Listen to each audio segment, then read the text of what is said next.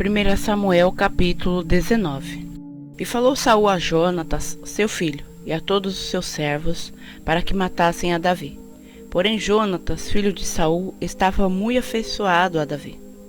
E Jonatas o anunciou a Davi, dizendo: Meu pai Saul procura matar-te, pelo que agora guarda-te pela manhã, e fica-te em oculto, e esconde-te. E sairei eu, e estarei à mão de meu pai no campo em que estiverdes. E eu falarei de ti a meu pai, e verei o que há, e tu anunciarei.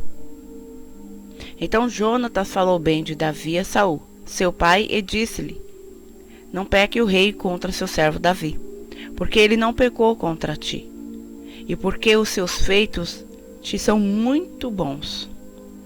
Porque expôs a sua vida e feriu aos filisteus, e fez o Senhor um grande livramento a todo Israel. Tu mesmo ouviste, e te alegraste, porque pois pecarias contra o sangue inocente, matando a Davi sem causa? E Saul deu ouvidos à voz de Jonatas, e jurou Saul: Vive o Senhor, que não morrerá. E Jonatas chamou a Davi, e contou-lhe todas estas palavras. E Jonatas levou Davi a Saul, e esteve perante ele como antes. E tornou a haver guerra, e saiu Davi e pelejou contra os filisteus, e feriu-os com grande matança, e fugiram diante dele.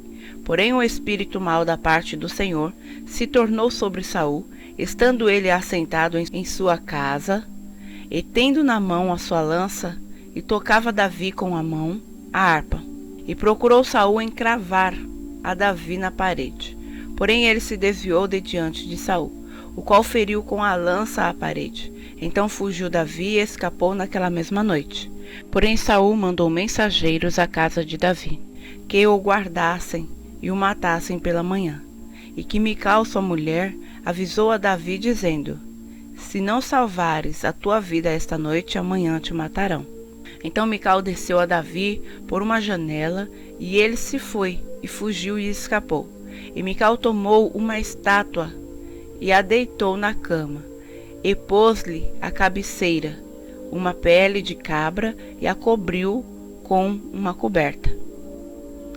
E mandando Saul mensageiros que trouxessem a Davi, ela disse: Está doente. Então Saul tornou a mandar mensageiros que fossem a Davi, dizendo: Trazei-mo na cama, para que o mate. Vindo, pois, os mensageiros, eis que a estátua estava na cama, e a pele de cabra à sua cabeceira. Então disse Saul a Mical: Por que assim me enganaste, e deixaste ir e escapar o meu inimigo? E disse Mical a Saul: Porque ele me disse: Deixa-me ir, porque hei de eu matar-te. Assim Davi fugiu e escapou, e foi a Samuel em Ramá, e lhe participou tudo quanto Saul lhe fizera. E foram ele e Samuel, e ficaram em Naiote. E o anunciaram a Saul, dizendo: Eis que Davi está em Naiote, em Ramá.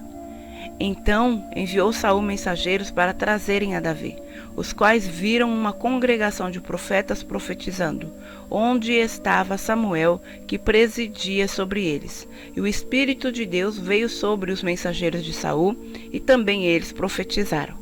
E, avisando disto Saul, enviou outros mensageiros, e também estes profetizaram. Então enviou Saul ainda uns 3 mensageiros, os quais também profetizaram. Então foi também ele mesmo a Ramá. Chegou ao poço grande que estava em seco, e, perguntando, disse: Onde estão Samuel e Davi? E disseram-lhe: Eis que estão em Naiote, em Ramá. Então foi para Naiote, em Ramá, e o mesmo Espírito de Deus veio sobre ele, e ia profetizando, até chegar a Naiote, em Ramá. E ele também despiu as suas vestes, e profetizou diante de Samuel. E esteve nu por terra todo aquele dia e toda aquela noite. Por isso se diz: Está também Saul entre os profetas?